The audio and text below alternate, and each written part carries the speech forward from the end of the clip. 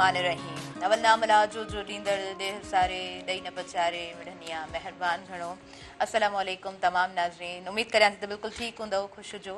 ऐं अॼु तव्हां पेयर में ॾिसो पिया होस्ट कल्ह अज़मत छो तव्हां कल असल विच में में सिंध लीव पब्लिक वरिती? सर्विस जी कमीशन जा इम्तिहान हलनि पिया त हुन में असां बि फॉर्म भरायोसीं त उहो मुंहिंजो पेपर हो, हुनजे करे असां गैरहाज़िर हुआसीं अच्छा हुआसीं ऑफिस में ई पासे वारे कमरे में वेही पढ़ियोसीं पिया, यूट्यूब ते वेही लेक्चर पिया ॿुधासीं। सही सो इन जे करे जेको आहे असां प्रोग्राम में शामिलु न थी सघियासीं।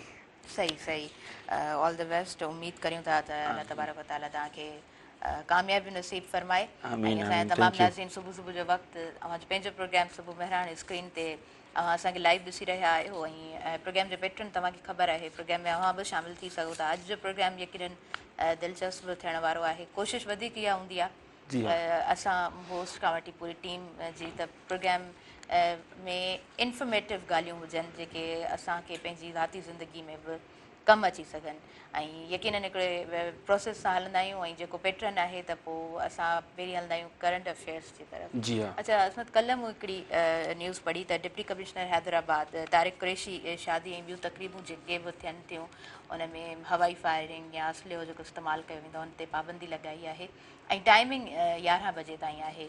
त हाणे जेके बि तकरीबूं आहिनि विच में इहो थियो न 11 बजे ताईं टाइमिंग हूंदी, हाँ फिक्स बिल्कुलु टाइमिंग। फिक्स टाइमिंग में, हुन खां पोइ हा हाल में लाइटूं बंदि थी वेंदियूं, ॿाहिरि पुलिस हा, मोबाइल अची बीहंदी। उन खां अलावा जेका ख़ुशख़बरी इहा बि कल्ह तव्हांजी ड्यूटी बि निभाइण जी कोशिशि कई मां। पंहिंजे बहितरीनु। नाज़रीन खे इहा ख़ुशख़बरी बि ॾिनी त हैदराबाद में हाणे तंदूरी रोटी 15 रुपया ऐं बिल्कुलु नान 18 रुपया ऐलान त थी वियो आहे। पोइ हाणे अमल दरामद थियो आहे या न थियो आहे, तव्हांखे केतिरी ख़बर पई आहे? बिल्कुलु न, उहो राति न नोटिफिकेशन कढियो आहे ज़ाहिरा।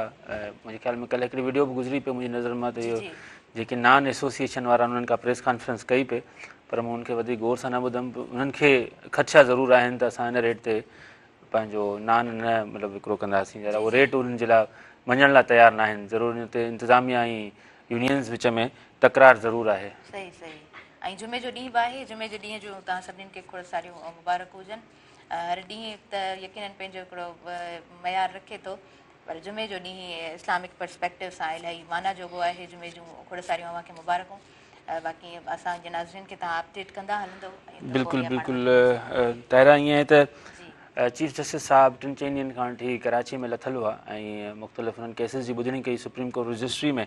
कल्ह हुननि न रुॻो हिकिड़े केस जी ॿुधणी कई जेको पंहिंजो हद अखियुनि वारो आहे, जेके पाण नाजाइज़ जेके कब्ज़ा चवंदा आहियूं या फुटपॉथ ते हुननि ते। गॾोगॾु हुननि हाई कोर्ट बार में बि आजियाणे खे ख़िताबु कयो, जजिस तरफ़ां ॾिनल आजियाणे खे बि ख़िताबु कयो ऐं उन खां पोइ हू चीफ जस्टिस सिंध सां हुननि मुलाक़ात कई। हुननि जो कल्ह तमामु बिज़ी डे हुयो ऐं समूरनि तक़रीबुनि ऐं हिकिड़ी ॿुधणीअ खां पोइ जेके ॻाल्हियूं उन्हनि जूं मतिलबु त पाण हाईलाइट कयूं हा उहे आहिनि त हुननि जेको केस हलियो आहे त जेके रुकावटूं लॻल आहिनि, तव्हां ॾिठो हूंदो जी जी अॼुकल्ह असांजे MNA MPA जे घरनि जे साम्हूं या कंहिं को चङो कामोरो थी थो वञे, सेक्रेटरी थो वञे त उहो सॼो रोड बंदि करे छॾींदो आहे, 8-10 बिल्कुलु पुलिस ईअं वारा ई आहे, बीहारे। बिल्कुलु ईअं ई आहे। अहिड़ी रीति कराची में त गवर्नर हाउस ऐं CM हाउस वरी ॿियो मुख़्तलिफ़ सिक्योरिटी इदारनि जे तरफ़ां जेके इहे थियल आहिनि त उन ते उन चयो आहे त गवर्नर हाउस, वज़ीर आला हाउस ऐं ॿियो उन्हनि सिक्योरिटी इदारनि जा नाला वठी चयो आहे त इहे रुकावटूं जे अॻियो छो लॻल आहिनि, इहे सभु हटाए छॾियो। जेकॾहिं तव्हांखे ख़तरो आहे त कंहिं ॿिए हंधि हलिया वञो। हुननि चयो त इहो कीअं मुमकिन आहे त माण्हू जेको आहे मरनि पिया, उन्हनि ते हमला थियनि पिया ऐं तव्हां महफ़ूज़ आहियो। इहो तमामु सख़्तु उन्हनि सॼी हिन तसलसुल में 8-10 जेके जुमिला ॻाल्हाया हा, आहिनि ज़रूरु। जुमलेबाज़ी सुठी थी आहे। सो उन में ईअं आहे त जेके रिमार्क्स उहे आहिनि उहे तमामु सख़्तु आहिनि। ज़रा असां पंहिंजी पॉलिसी जे मुताबिक़ सिक्योरिटी इदारनि जा नाला नथा वठी सघूं ऐं हा, मुख़्तलिफ़ यकीनन अख़बारुनि यकीनन। रिपोर्ट कयो आहे, पर ज़ाहिर उन्हनि तमामु सख़्तु ॿोली इस्तेमालु कई आहे ऐं उनखां एडिशनल अटॉर्नी जनरल बि उते ॿुधणी में मौजूदु हो। हुनखे चयूं त वॾो ख़बर तव्हां फुटपाथ ते छो भला इहो कब्ज़ो कयो आहे? सही चई साईं हमला था थियनि। चई हमला जेको आहे पोइ माण्हुनि ते नथा थियनि, तव्हां त सॼो फुटपाथ पोइ किथे हुन ॿुधायो त साईं फलाणे हंधि जेको आहे ऑफिस आहे, सेंटर आहे रेंजर्स जी ऑफिस हुननि ॿुधायो। चई किथे तव्हांजे फुटपाथ ते तव्हां बेरी रहिया आहियूं ऐं किथे उहो ऑफिस आहे, उहो बि ॾिसो 4-4, 5-5 किलोमीटरनि ताईं जेको आहे तव्हां सॼे इलाइक़े खे रेड ज़ोन ऐं हुनमें तव्हां सफ़ाई लॉक करे था छॾियो। ऐं उनखां पोइ उन्हनि हाई कोर्ट बार खे जेका आजियाणी जेको उन्हनि ख़िताबु कयो, हुनमें चयो त अदलिया में असां मदाख़लत बर्दाश्त न कंदासीं ऐं जॾहिं खां आउं चीफ जस्टिस थियो आहियां त जजनि जी हिकु बि शिकायत न आई आहे। ऐं ज़ाहिरा हिकिड़ा जेके जजनि खे ख़त मिलिया हुआ धमकियुनि वारा 8 जजनि खे, उहो केस हिकिड़ो अलॻि पासे आहे, पर साईं जन इहो ई चयो त का शिकायत न आहे आई। अहिड़ी रीति नस्ला टावर हिकिड़ो हाई प्रोफाइल केस आहे, उन में माण्हुनि जा पैसा बुॾी विया हुआ। पोइ ईअं थियो आहे जो नस्ला टावर जो जेको बिल्डर आहे, मालिक आहे, उहो फोत थी वियो आहे। अदालत इहो हुकुम कयो आहे त 44 जेके अलाटीज़ आहिनि, जेके मुतासिर आहिनि, उन्हनि खे तव्हां नस्ला टावर विकिरो करे, नीलाम करे ऐं मुआवज़ो ॾेई छॾियो। सो इहा हुई चीफ जस्टिस साहब जूं कल्ह जेके आहिनि मुख़्तलिफ़ हंधनि ते गॾिजाणियुनि खे ख़िताब हो ऐं जेके रिमार्क्स हुआ। ऐं पाण वरी नाज़रीन खे हिकिड़ी ॿी ख़बर ॾियूं, उहा जेका ख़ुशख़बरी आहे जुमे ॾींहं जी, उहा इहा आहे त पेट्रोल जेको आहे 4.5 रुपया सस्तो थियणु पियो वञे ऐं डीज़ल जेको आहे 7 रुपया सस्तो थियणु वञे पियो। ज़ाहिर आहे 30 तारीख़ ते जो ऐलान थींदो, 31 तारीख़ ते। अहिड़ी रीति कल्ह PTI बानी ऐं हुनजी घरवारी जी ॿुधणी थी अदालत में। एहतसाब अदालत उन्हनि खे चयो आहे त तव्हां फ़ौज समेत कंहिं बि इदारे खे जेको आहे टारगेट न कंदा, उन्हनि जे ख़िलाफ़ को बि बयानु न ॾींदा। उन्हनि खे बयानबाज़ी खां रोकियो वियो आहे। फ़ौज समेत ऐं ॿिया जेके असांजा मोज़िज़ सिक्योरिटी इदारा आहिनि। अहिड़ी रीति पाण वरी हलूं, छाकाणि जो मई जो महीनो जीअं ई शुरू थींदो त सॼे मुल्क में बजट जी कहाणी शुरू थींदी। हर तव्हांखे न्यूज़ बुलेटिन में बजट जे बारे में आगाही ॾिनी वेंदी त वफ़ाक़ी बजट में पेंशन वधे पई, पघार घटे पई, हीउ मामिलो।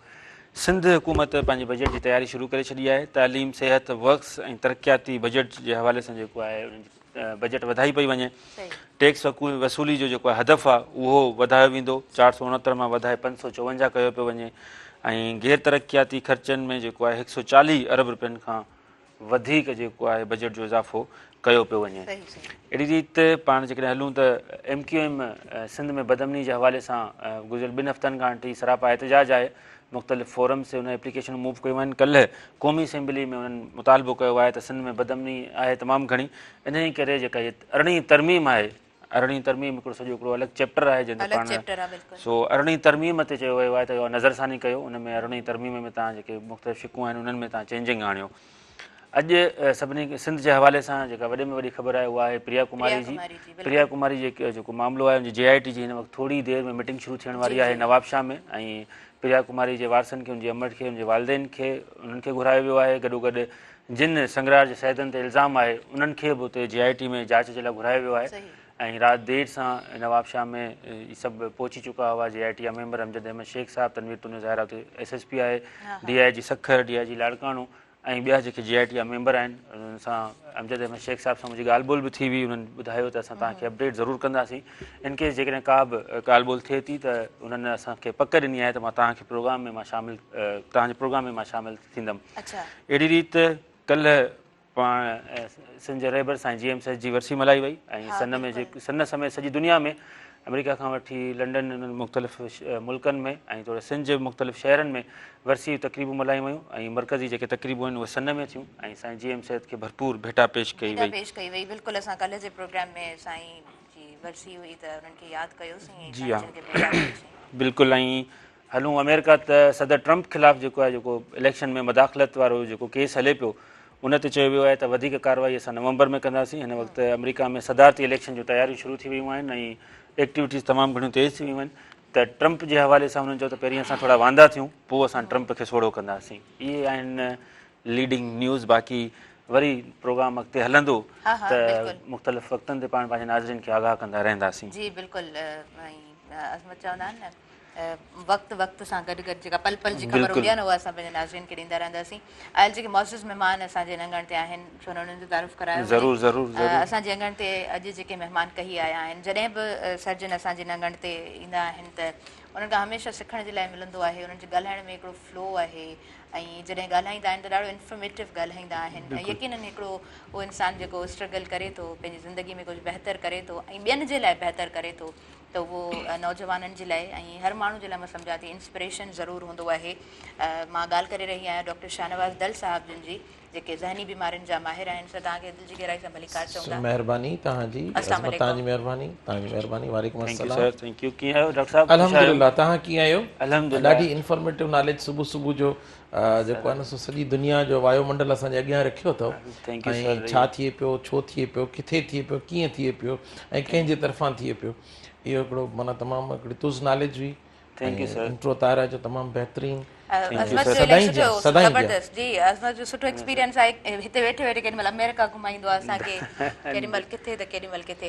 सर तव्हां ॿुधायो काफ़ी ॾींहंनि खां पोइ असांजे अंगण ते तव्हां कही आया आहियो छा एक्टिविटीज़ आहिनि तव्हां जूं कीअं शेयर कंदो? बस असां एज अ साइकेट्रिस्ट ज़िंदगी लेफ्ट राइट साइकेट्री साइकोलॉजी मरीज़ माण्हू ड्रग एडिक्शन ॿिया मुख़्तलिफ़ इशूज़ माण्हुनि जा रवैया माण्हुनि जूं ॻाल्हियूं जेके चेंज अचे पई दुनिया में या जेको दुनिया में थिए पियो उन्हनि जा जेके असांजे समाज ते कहिड़ा असर पवनि पिया ऐं ही जेके मुख़्तलिफ़ मामला मुख़्तलिफ़ लका जेके सॼे चोॾ सां हलनि पिया उन जा असां ते असर बरसातूं महांगायूं पेट्रोल जूं वधंदड़ क़ीमतूं अॼु त अज़मत ख़ुशख़बरी ॾिनी आहे पर इहा उहा ख़ुशख़बरी आहे जेका 10 रुपया वधाए 4 रुपया घटि त बहरहाल वरी बि 15 ॾींहंनि जे लाइ कुझु त कुझु थोरो फ़र्क़ु पवंदो ऐं त चवण जो मक़सदु आहे त हीउ जेको समाज आहे जंहिं तकलीफ़ुनि मां ॾुखनि मां अहंजनि मां ईज़ाइनि मां ऐं ॾोलावनि मां गुज़रे पियो उन जे लाइ शायदि को पहो थिए पर जंहिं समाज जो असां हिसो आहियूं उन में ईअं थिए थो त प्राइज़ वधे थी या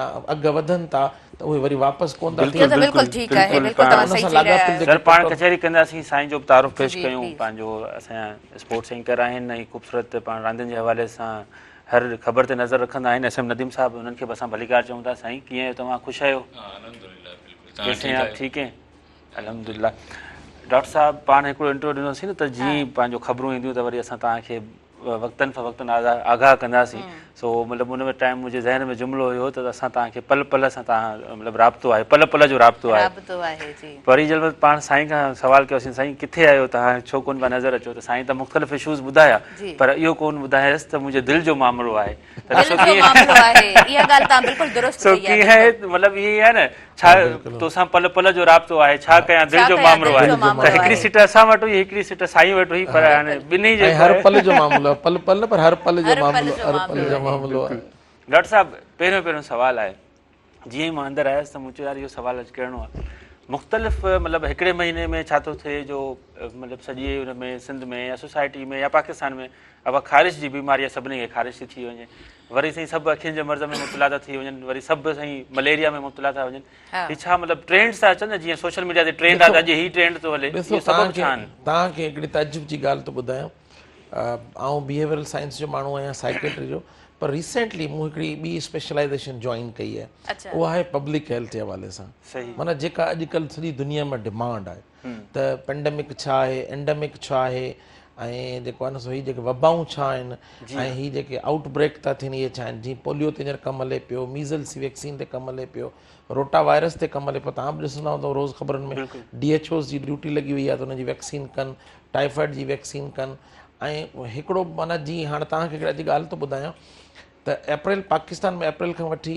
नवंबर ताईं जेको आहे न सो मलेरिया जो सीज़न पीक हूंदो आहे इन दौर में मलेरिया जी सीज़न आहे ऐं उन में उन्हनि जी ब्रीडिंग खां वठी उन्हनि जी जेका अफ़ज़ाइश थी थिए सॼियूं शयूं उन में थियनि थियूं त ॾिसो असां वटि हेल्थ सिस्टम तमामु बहितरीनु कमु करे पियो त मैडम अज़रा जी गाइडेंस में ऐं हुनजी यूनिवर्सिटी में तमामु बहितर तरीक़े सां कमु करे पियो पर असां वटि गैप ॾाढो आहे असां वटि टर्शरी केयर प्राइमरी केयर ऐं सेकेंडरी केयर माना rural health centre government dispensary उनखां पोइ वरी जेको आहे न सो तालुका हॉस्पिटल डिस्ट्रिक्ट हॉस्पिटल उहे सेकेंडरी में था अचनि ऐं टर्शरी में असांजा जेके आहिनि सो जिते एकेडमीज़ आहिनि जिते प्रोफेसर्स आहिनि जिते रिसर्च थी थिए ऐं उते अचनि था त हाणे उन में हिकिड़ो ओवर बर्डन थी वियो आहे हींअर जेको नओं सीन ठहियो आहे जंहिंजे अंदरि महांगाई दवाउनि जो रेट ऐं इहो एतिरो वधी वियो आहे हाणे छा थियो त असां जेके गवर्नमेंट जा मुलाज़िम आहियूं उहे ओवरलोड थी विया आहियूं माना जेके गवर्नमेंट जा डॉक्टर आहिनि उहे ॾाढा ओवरलोड थी विया आहिनि अच्छा हाणे थी छा थो माण्हुनि जे अंदरि हिकिड़ी त आगाही जेतिरी वधीक पखिड़िजे थी पोइ बि माण्हू नज़रअंदाज़ कनि था शयुनि खे बाबा जी मलेरिया थी वियो त उनजे लाइ असां चऊं था बाबा तव्हां नेट लॻायो माना मच्छरदानियूं लॻायो या ॿियो कुझु लॻायो ऐं उनखां पोइ पाणी साफ़ पीओ सिहत जूं जेके ॻाल्हियूं आहिनि उन्हनि खे जेको आहे सो बहितर तरीक़े सां कयो त हिते असां वटि उनजी ॾाढी खोट आहे अणाहट आहे असां वटि रिसोर्सिस जेतिरियूं असांजे रिसोर्सिस सां ज़ुल्म जी हद ताईं इस्तेमालु थो थिए छो त असां जेको पब्लिक हेल्थ जो पहिरियों कंपोनेंट आहे त प्रिवेंशन सही जेसि ताईं असां प्रिवेंशन ते न वेंदासीं तेसि ताईं असांजो हेल्थ सिस्टम उनखे पूरो न पइजी सघजंदो पोइ छा थींदो, हिकिड़ो त असां ॾूरान इलाइक़नि में हेल्थ सर्विस में त असां डॉक्टरनि जो ॾोह आहे। असां जॾहिं ॻोठनि मां निकिरूं था, टंडे बागे मां ॾही मां निकितासीं ऐं जॾहिं हैदराबाद पहुतासीं त हाणे मुंहिंजी दिलि नथी चए त पंहिंजे ॻोठु वञा ऐं हैदराबाद जी लश ज़िंदगी गुज़ारियां, उते पंहिंजी लाइफ गुज़ारियां। न, ईअं न आहे। असांजे मथां बि हिकिड़ो फ़र्ज़ु थो थिए। हेल्थ सिस्टम ख़ाली जेको आहे न सो मैनेजरल सिस्टम न आहे, सर्विसिस डिलीवर करण वारो सिस्टम बि आहे न। उन जे अंदरि जेके फिलहाज़ आहिनि, उन खां पोइ ओवर सेचुरेशन थिए थी, उहा प्रिवेंशन खां भॼण जे करे। ॾिसो, असां माण्हू प्रिवेंशन खां परे था वञूं। असां जंहिं ॾींहुं प्रिवेंशन ते कमु कंदासूं उन ॾींहुं असांजो जेको बर्डन थींदो न हेल्थ सिस्टम ते, उहो घटिजी वेंदो। ऐं पोइ इहे जेके पेंडेमिक आहिनि, एंडेमिक आहिनि, या जेके बि असांजे जेके शयूं थियनि थियूं, इहे जेके वबाऊं अचनि थियूं या जेके लहरूं अचनि थियूं, इहे बीमारियुनि जो, इहे घटिजी वेंदियूं। ऐं असां सुबुह खां शाम ताईं जेको आहे सो पाणी उॿारे पियो उॿारे केरु नथो पीए। सही सही, इलाज एहतियात इलाज खां बहितर आहे चयो वेंदो आहे। त हाणे त जेको आहे सो एज़ अ साइकेट्रिस्ट सां गॾोगॾु आउं पब्लिक हेल्थ जी एजुकेशन बि वठां पियो, त मूंखे पब्लिक हेल्थ में अञा वधीक मज़ो पियो अचे। पब्लिक हेल्थ सर हितां खां ई कंटिन्यू कंदासीं। वक़्तु साही जो थी वियो आहे। नाज़रीन, नड़ो ब्रेक आहे, काॾे न वञिजो, ॾिसंदा रहिजो अॼु पंहिंजो प्रोग्राम।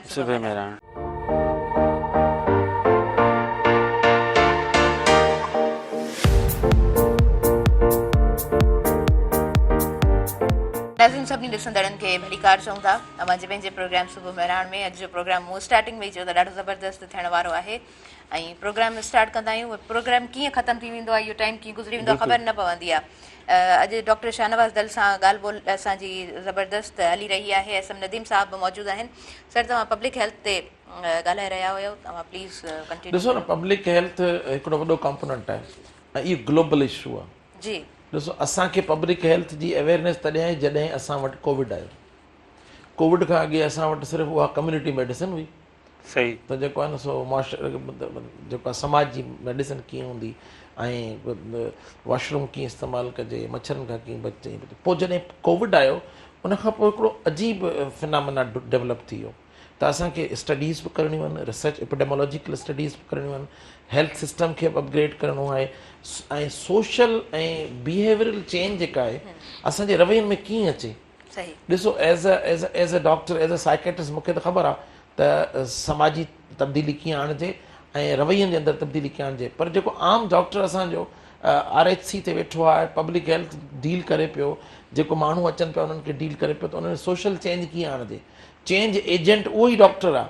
सही, कम्युनिटी जे अंदरि चेंज लीडर कीअं पैदा कजनि, कम्युनिटी जे अंदरि माउ जो किरदारु कीअं आहे, ब्रेस्ट जेको आहे सो ॿार खे माउ जी थञ कीअं पियारिजे, ॿार खे जेको आहे न सो हुनखे डायरिया मोशन थियनि था त उन में उनजी तालीम कीअं ॾिजे, पाणी जो इस्तेमालु कीअं कजे ऐं सैनिटेशन जो इस्तेमालु कीअं कजे।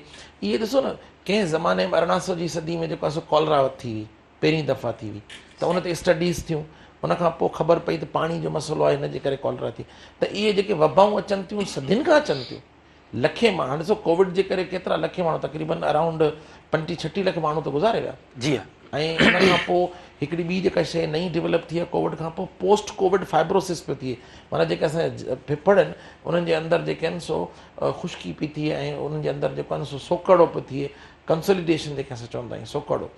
पोइ उते उन्हनि खे साह जूं सहक जूं बीमारियूं या ॿियूं बीमारियूं थियनि पियूं पोस्ट कोविड। जेके वॾी उमिरि जा माण्हू आहिनि जिन खे कोविड घणो अफेक्ट कयो, उन जा जेके असांजे फेफड़नि जे अंदरि अल्वुलाइज़ हूंदा आहिनि, जेके एयर सेल्स हूंदा आहिनि, उन्हनि जा डैमेज थिया आहिनि। त हाणे इहे शयूं असांखे पब्लिक हेल्थ मां ख़बर पवंदी, त प्रिवेंशन कीअं कजे ऐं उन खां पोइ सर्विसिस खे डिलीवर कीअं कजे। सही, ही हिकिड़ो कोन्हे लफ़्ज़, हिकिड़ो आहे पब्लिक हेल्थ, पर उन जे अंदरि सोशल ऐं बिहेवियरल चेंज जो मॉडल अचे थो। उन जे अंदरि जेको आहे न सो अंग अखर गॾु करणु ऐं अंग अखरनि खे ते जेको आहे सो तहक़ीक़ करण जो जेके एपिडेमोलॉजी चवंदा उहो अचे थो। उन खां पोइ जेको आहे सो हेल्थ सिस्टम जेको आहे सो जेको हिरारकी आहे असांजी उहो अचे थो। उन खां पोइ इन्वायरमेंटल फैक्टर अचनि था। ॾिसो, असां त चऊं था त हाणे असांजी जेको हिन जो सब्जेक्ट आहे उनजे इन्वायरमेंट जो तमामु वॾो किरदारु आहे। पाणी जेको असां पीऊं पिया, ठीकु आहे, उहो त मिनरल वाटर पीतोसीं, पर जेको असां जंहिंसां वेंझूं पिया, जेको असां वज़ू करियूं पिया, गुरड़ी कयूं पिया, उनजे अंदरि केतिरा जरासीम आहिनि, उहे बि त असां करियूं पिया न। बज़ाहिर त असां खणी को बि मिनरल वाटर पी छॾियो त बाबा ठीकु आहे, असां आंडनि ताईं उहो पहुचायूं पिया, पर वात ताईं या वेंझण ताईं, पंहिंजी खल ताईं असांजे अंदरि केतिरो एनवायरमेंटल पॉल्यूशन आहे, असांजे अंदरि आर्सेनिक केतिरो आहे, ॿियूं शयूं केतिरियूं आहिनि, लेड केतिरो आहे, ऐं पाणी जी कंटामिनेशन केतिरी आहे, केतिरा माइक्रोब्स नंढा नंढा माइक्रोब्स आहिनि, उन्हनि ते एयर पॉल्यूशन जो कहिड़ो रोल आहे, माइक्रो पॉल्यूंट्स जो केतिरो रोल आहे, माइक्रो पॉल्यूंट्स असांखे कीअं था कनि। ॾिसो ही मेकअप थियनि था, ही साबुण इस्तेमालु था करियूं या ॿियूं शयूं करियूं था, उनखां पोइ असांजो वेस्ट मैनेज कीअं थो थिए, उहो हॉस्पिटल जो वेस्ट हुजे या हाउस वेस्ट हुजे, उहो असांजो जेको आहे न सो जेको इंडस्ट्रियल वेस्ट हुजे।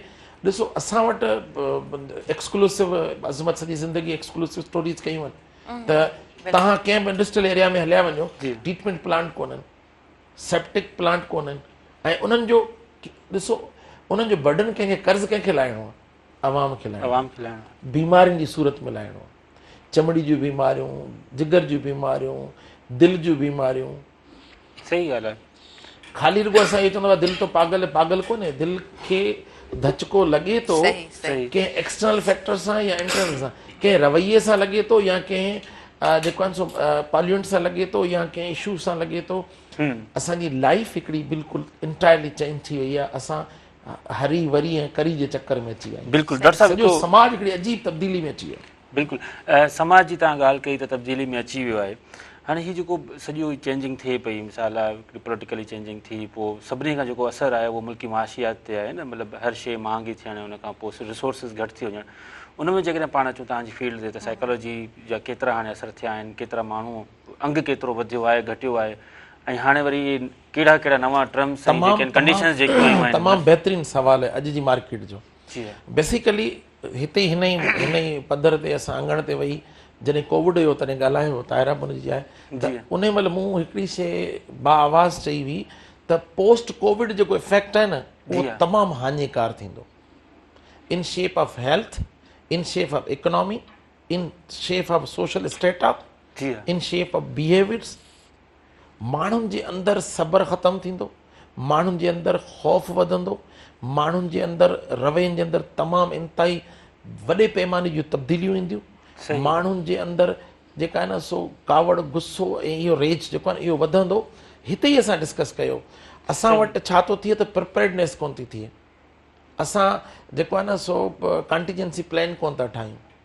भई कोविड आयो, असांखे टाइम मिलियो, असां कोन कयो, असां पंहिंजा बॉर्डर सील कोन कया, असां पंहिंजा माण्हू सील कोन कया, उनजो हानियूं इहो रसियो।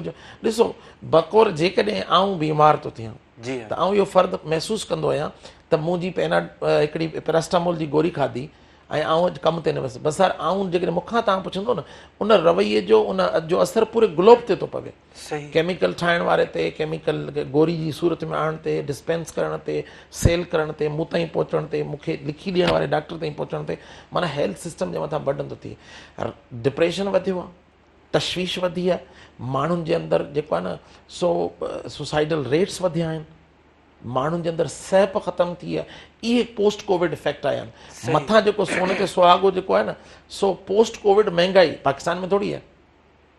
जेकी हिकिड़ी कोल्ड ड्रिंक असांजी हिकिड़े रुपए जी मिलंदी हुई कंहिं ॿाहिरी मुल्क में, हिकिड़े उहा 3 रुपए जी थी वई आहे। सही ॻाल्हि आहे। त सऊदी वेंदो मुख़्तलिफ़ मुल्कनि, असां त फ्रीक्वेंट ट्रैवल कंदा रहंदा आहियूं न, त असांखे त उन सॼे सीन जी ख़बर आहे। त ॾिसो सॼी दुनिया में महांगाई पाकिस्तान जो मसइलो न आहे, महांगाई US जो मसइलो आहे, महांगाई जिते डोनाल्ड ट्रम्प खे तव्हां सोगो पिया करे उन्हनि जो मसइलो आहे, छो त उहे त तरक़ी याफ़्ता मुल्क आहिनि, असीं त वरी थर्ड वर्ल्ड कंट्रीज़ आहियूं। असांजे विच में त अञा वॾो गैप आहे, असां रोज़ डीवैल्यू पिया थियूं, असांजो पैसो डीवैल्यू पियो थिए, असांजी इकोनॉमी डीवैल्यू पई थिए।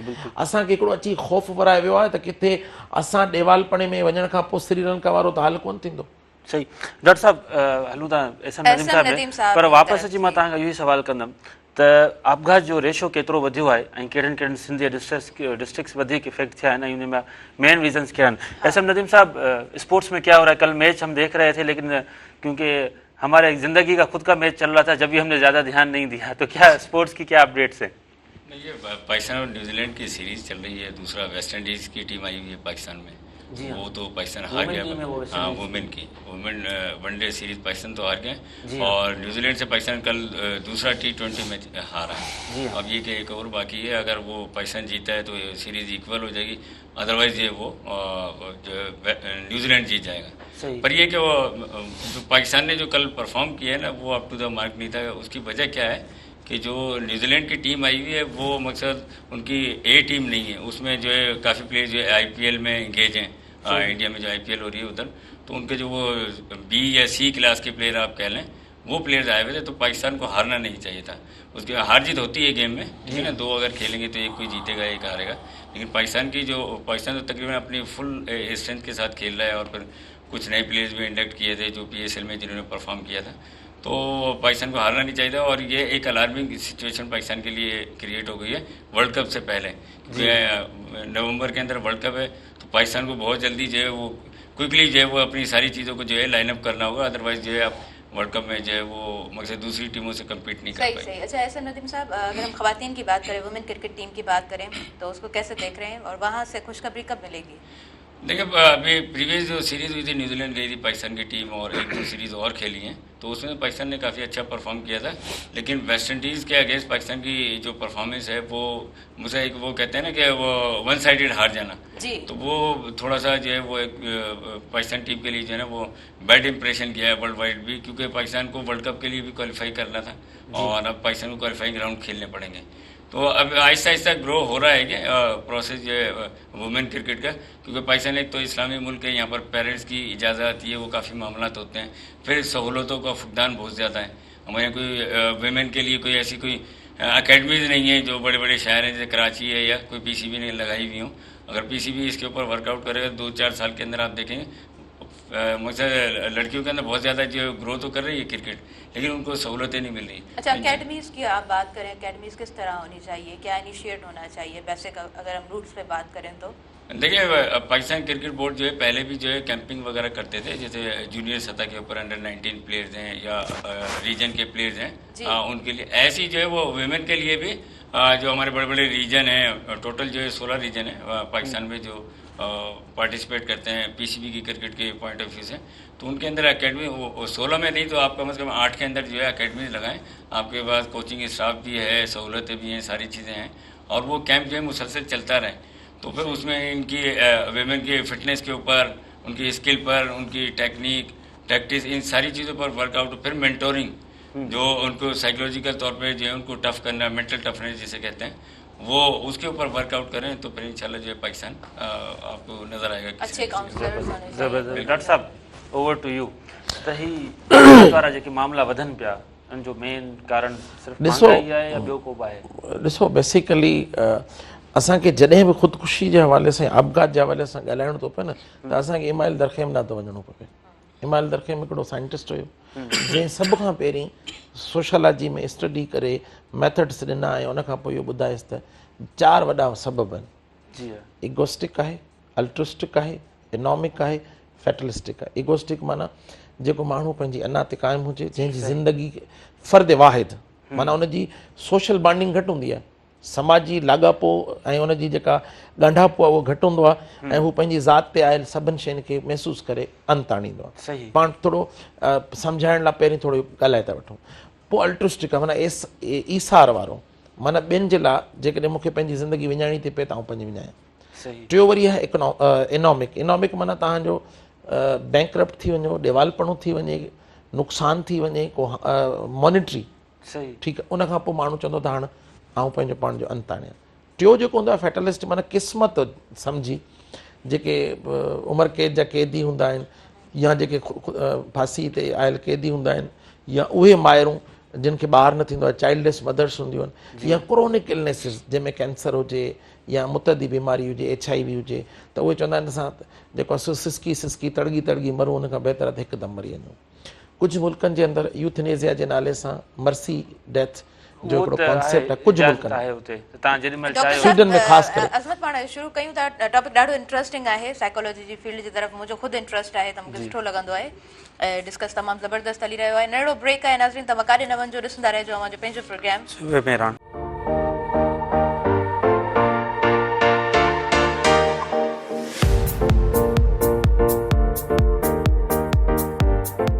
नाज़रीन, सभिनी ॾिसंदड़नि खे ॿीहर भली कार चऊं था असांजे पंहिंजे प्रोग्राम में। डॉक्टर शाहनवाज़ दल साहब खां ई शुरू करणु चाहींदासीं, वक़्तु नथा चाहियूं त ज़ाया थिए, सर तव्हांखे टाइम ॾींदासीं।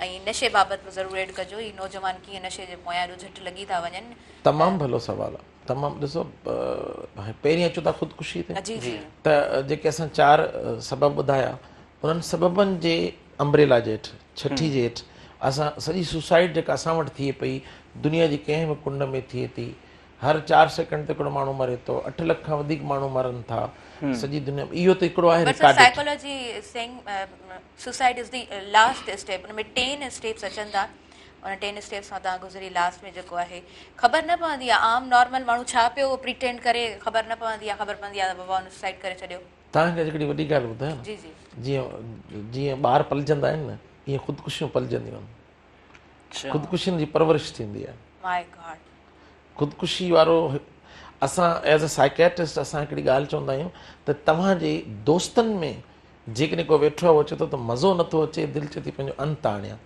इहा हुनजी पहिरीं वार्निंग साइन हूंदी आहे उनखां पोइ हुनजा आस पास ॾिसो पसगिरदाई ॾिसो झोल किथे आहे मसला किथे आहिनि किथे लाॻापा टुटल त कोन्हे किथे जेको आहे न सो साह जो सॻो ईअं टोड़णु ॾाढो ॾुखियो आहे हक़ीक़त जॾहिं रूह जा सॻा टुटंदा आहिनि जॾहिं सोचनि जा सॻा मुंझी वेंदा आहिनि जॾहिं वीचार चिॿरा कढंदा आहिनि वीचार जेके असां सोचूं आहिनि उहे चिॿरा कढंदियूं आहिनि माण्हू खे उकसाईंदियूं आहिनि त तूं अचु पंहिंजो अंत आण उहो हिकिड़े ॾींहं में कोन्ह थींदा उनखे सदियूं लॻंदियूं आहिनि लम्हा लॻंदा आहिनि वक़्तु लॻंदो आहे कलाक लॻंदा कोन्हनि ॾींहं लॻंदा आहिनि सोचींदो आहे छो त ज़िंदगी खां मिठी शइ का बि कोन्हे पर ख़ुदकुशी खे बि माण्हू दिलकशी करे पेश कंदा आहिनि जॾहिं त ख़ुदकुशी में का दिलकशी कोन्हे सही ॻाल्हि आहे असल में असांजे लिटरेचर थोरो इहो कयो आहे न त न ॾिसो बेसिकली ॾिसो लिटरेचर तव्हांजी बिल्कुलु सही था चओ त माण्हू हाणे ह्यूमन टाइप जी ॻाल्हि त कंदासीं न हाणे हिकिड़ो वॾो बहस आहे ह्यूमन साइकोलॉजी हिकिड़ो वॾो कैनवास आहे हाणे जेकॾहिं ह्यूमन टाइप जी ॻाल्हि कंदासीं त कहिड़ो ह्यूमन टाइप कंदो कहिड़ो ह्यूमन टाइप न कंदो ऐं इहो हिकिड़ो माना पूरो हिकिड़ो सब्जेक्ट आहे हाणे जेको तव्हांजो सुवालु आहे असां वटि जेके रेड ज़ोन्स आहिनि थरपारकर आहे उमरकोट आहे बदीन आहे मिपुखास आहे जेके हाईलाइटेड एरियाज़ आहिनि जी हा ॾिसो बेसिकली इन्हनि एरियाज़ में बनस्बत एरिड ज़ोन्स घणा आहिनि पाणी जी खोट घणी आहे जी हा कारोबारी मुश्किलातूं घणियूं आहिनि तव्हां सोचे नथा सघो त सॻा ॿाहिरि ॿ घर अणठहियल घर जी लाटण में लाटण तव्हां सम्झंदा त असांजी लाड़ जी ॿोली आहे जेको विच वारी जेको काठी हूंदी आहे उन में ॿई फाहो खाई था छॾीनि थर में या औरतूं गॾु फाहा खाइनि पियूं ॾाढो ॾुखो ई वण में टे माण्हू तव्हां ॾिठो ॾिसो तव्हां हिकिड़े पहलू ते अचो था त माण्हू पंहिंजो अंत आणे थो जी हा पर तव्हां वटि त रिपोर्ट थियनि थियूं शयूं त 3 ॿार मारे पंहिंजो पाण खे मारे छॾियसि सही ॻाल्हि आहे ताज़ो असां वटि कासमाबाद में कंहिं नौजवान छोकिरी खे फायर करे हुन भाउ खे मारे पंहिंजो पाण खे ॾिसो ठीकु आहे चवंदा न ग़रीब शहर फाके से मर गया अमीर शहर ने हीरे से ख़ुदकुशी कर ली त मसइलो हर जॻह ते आहे उहो साइकोलॉजिकल हुजे उहो सोशल हुजे उहो पॉलिटिकल हुजे उहो विल जो हुजे ऐं उहो अनविलिंग जो हुजे ऐं उहो रोमांटिक हुजे असां छा था करियूं त असां जेको आहे न सो लकीर जा फ़क़ीर आहियूं असां हर शइ खे रोमांस न खणी था वञूं सही ॻाल्हि आहे जीअं असां कई पिए पंहिंजो हींअर ॻाल्हि ॿोल कई पिए त जेको आहे न सो जेके ॿार सॼो ॾींहुं टीवी स्क्रीन ते या मोबाइल स्क्रीन ते वेठा आहिनि उन्हनि जे अंदरि डोपामिन एडिक्शन थो थिए वॾनि खे बि थिए थो सही इहो डोपामिन छा थी करे एग्रेशन थी करे रिवार्ड सेंटर खे एक्टिवेट थी करे चिड़ थी कराए ऐं उनजे अंदरि ख़ुदकुशी जा ख़्याल आणे थी उनजे अंदरि ज़िद आणे थी डिसोबीडियंस आणे थी उनजे अंदरि जेको आहे न सो स्कूल रिफ्यूज़ल आणे थी ऐं डिनाइल आणे थी सभु शयूं आणे थी त अहिड़ा रोज़मरह जे हिसाब सां ॿ टे ॿार असां वटि क्लिनिक्स ते अचनि था जेके मोबाइल एडिक्शन उनखां पोइ वरी असांजे समाज में अॼुकल्ह जेको आहे न सो मुख़्तलिफ़ नशा काहे पिया आहिनि जेके पहिरीं त असां चवंदासीं त असां पंहिंजी बचपन में ॿुधा त चंद नशा आहिनि जेके कनि था पर हींअर त एॾा मॉडर्न नशा अची विया आहिनि जेके जंहिंमें जेकॾहिं इजाज़त ॾियो त असां नाला वठूं आइस आहे क्रिस्टल मेथी ॿियूं शयूं उनखां पोइ हिरवन उनखां पोइ चर्स उनखां पोइ गर्दो चर्स जी मॉडिफाइड फॉर्म भंग ऐं उनखां पोइ अॼुकल्ह जेको हिकिड़ा हूंदा आहिनि इलिसिट ड्रग्स माना उहे जेके गैर कानूनी ॿिया जेके प्रिस्क्रिप्शन ड्रग्स आहिनि असांजा सर्जन कंहिंखे नशे जी सुई ते सूर खे घटि करण वारी सुई जंहिंजे अंदरि ओपीएम हूंदो आहे ओपियोइड डेरिवेटिव्स हूंदा आहिनि उनखे शुरू कराए था छॾीनि, पर माण्हू खे उन में सुकून मिले त उहो शुरू था थी वञनि। त चवण जो मक़सदु आहे त किथे न किथे समाज जे अंदरि असां सभु जवाबदार आहियूं। असां छा था कयूं, वार्निंग साइंस ते कोन था अचूं। नशे जी वार्निंग साइन तव्हांखे अॼु ॿुधाए छॾियां, मेलो कुचेलो रहंदो, अकेलो रहंदो, निंड घटि कंदो या निंड घणी कंदो, ऐं ज़्यादातर जेको आहे न सो पंहिंजी दुनिया में मगन रहंदो, चोरियूं नंढियूं नंढियूं कंदो ऐं पंहिंजो ख़्यालु न रखंदो, चिड़ कंदो, सदाईं अखियूं ॻाढ़ियूं हूंदसि, सदाईं जेको आहे न सो झुमंदो ऐं झूलंदो रहंदो। ऐं त अक्सर चवंदो आहियां त अधु क़ासिमाबाद जेका माफ़ी माज़रत सां अधु क़ासिमाबाद राति जो झुमंदी पई आहे। सही ॻाल्हि आहे। ठीकु आहे, त चवण जो जेको मेन मक़सदु इहो आहे त हिते जेको आहे न सो पंहिंजो पांध बचाइणो कोन्हे, हिते क़ौम जो पांध बचाइणो आहे। सॼे पाकिस्तान असांजो आहे, सॼी दुनिया ते जेके बि इंसान रहनि था उहे सभु असांजा आहिनि। असांखे जेकॾहिं साईं सदाईं करीम मथे सिंध सुकार दोस्त मिठा दिलदार आलम सब आबाद करे, त असां त उन फ़लसफ़े जा माण्हू आहियूं। असीं त चऊं था त बाबा पंहिंजे बचे सां गॾु अॻे तव्हांखे बि ख़बर हूंदी, असां जेके ॿारहंनि जा माण्हू आहियूं, ॻोठ जो जेको वॾो हूंदो उहो असांखे शाम जो सिज लथे खां पोइ रांदि न खेॾणु ॾींदो, असांखे ॿाहिरि न वञणु ॾींदो, सोबतनि खां बचाइणु ॾींदो। अॼुकल्ह जेकॾहिं कंहिंजे ॿार खे को बुज़ुर्ग चवे थो त 5 ॼणा विढ़ण लाइ तयारु, तूं केरु, असांजो पीउ थोरी आहीं। त उहो चाचो, उहो मामू, उहो जेको बाबो, उहो जेको बुज़ुर्ग हुयो असांजो, उहो बुज़ुर्ग अॼुकल्ह ख़तमु थी वियो, कचारियूं ख़तमु थी वियूं, राज ख़तमु थी विया, ऐं जेको आहे न सो ख़तमु थी, ओनरशिप ख़तमु थी वई, मेला मलाखड़ा ख़तमु थी विया। हाणे त मस्त अलस्त झूमदड़ क़ौम शुरू थी वई आहे। What are the solutions? असां मसले ते त घणो ॻाल्हाईंदा आहियूं, काफ़ी सारा सॉल्यूशन आ सफ़ा आसान है जी। हिकिड़ो लफ़्ज़ तव्हां चयो, हिकिड़ो लफ़्ज़ तव्हां चयो ऑन करियो, अज़मत मूंखे ऑन करे ऐं अज़मत खे ऑन करियां, तव्हां मूंखे ऑन करियो ऐं तव्हांखे ऑन करियां। असां ॾुख वंडियूं, मसला ॿुधूं, असीं डॉक्टरी कोन था ॿुधूं, असीं चऊं था मरीज़ 40 ॾिठासीं, 50 ॾिठासीं, 60 ॾिठासीं। भई हिकिड़ो साइकेट्री जो मरीज़ आहे, हुनखे 20-25 मिंट न ॾींदासीं, ॿुधंदासीं न, त उन माण्हू जे अंदर जी भड़ास न निकिरंदी। हिते अची असां छा था ॻाल्हायूं, हिते असां जेको पंहिंजो दर्द तव्हां सां वंडे सॼी क़ौम सां वंडियूं था, असीं पंहिंजे अंदर जूं ॻाल्हियूं था करियूं। उन में इहे सूर असांजा आहिनि, तॾो तव्हांजो आहे। त चवण जो मक़सदु सॉल्यूशन सवलो आहे, पंहिंजो पाण खे ऑन करिणो पवंदो, पंहिंजे इदारनि जी मालिकी करणी पवंदी, पंहिंजनि माण्हुनि जो ख़्यालु करिणो पवंदो, लालच, लोभ, ठगी, धोखो इन्हनि खां परे परे थियणो पवंदो, ऐं इदारनि जी मालिकी ज़रूरी आहे। ज़बरदस्त सर, ज़बरदस्त, ॾाढो सुहिणे तरीक़े सां तव्हां जवाबु ॾिनो। एस एम नदीम साहिब जी तरफ़ अॻियां वधंदासीं। ऐं जेकॾहिं असां रांदियुनि जी ॻाल्हि कयूं था, रांदियुनि जा मैदान चवंदा आहिनि त आबाद कया वञनि त पोइ इस्पतालूं ज़रूरु बि रहंदियूं, ऐं साइकोलॉजी जो बि गहरो कनेक्शन ज़रूरु रहे असांजे यकीनन मुआशराती इहे सभु मसइला गॾु जॾहिं मिलनि था त चवंदा आहिनि न कड़ी सां कड़ी मिलंदी आहे, कड़ी से कड़ी मिलती है तो बात बनती है। मैं चाहूँगी कि साइकोलॉजी की फील्ड को आप किस तरह देखते हैं और ये इंटरलेट किस तरह करती है? हमारा जब मैं पढ़ता था, हमारा एक सब्जेक्ट होता था स्पोर्ट्स साइकोलॉजी, ठीक है ना। उसमें स्पोर्ट्स साइकोलॉजी में के रवैयों की मकसद, स्पोर्ट्स के अंदर मुख्तलिफ प्लेयर्स के मुख्तलिफ रवैये होते हैं। अच्छा, वो इन्वायरमेंट क्रिएट करता है, जो उनको माहौल मिलता है, जिस माहौल में वो अपनी परवरिश पाते हैं, तो वही जाके जो अब जब वहाँ पर जो कोचेज़ वगैरह होते हैं या जो मेंटोर्स होते हैं, उनका काम क्या होता है कि वो जो है तमाम प्लेयर्स को एक सेंटर पॉइंट पर ले आते हैं। मकसद उनकी सबकी जो साइकी जो है वो उस खेल के मुताबिक जो है उसको डेवलप करते हैं। तो स्पोर्ट्स साइकोलॉजी जो है, वैसे भी साइकोलॉजी जो है बड़ा जो इंटरेस्टिंग सब्जेक्ट है, और स्पोर्ट्स साइकोलॉजी हमारा सब्जेक्ट हुआ करता था।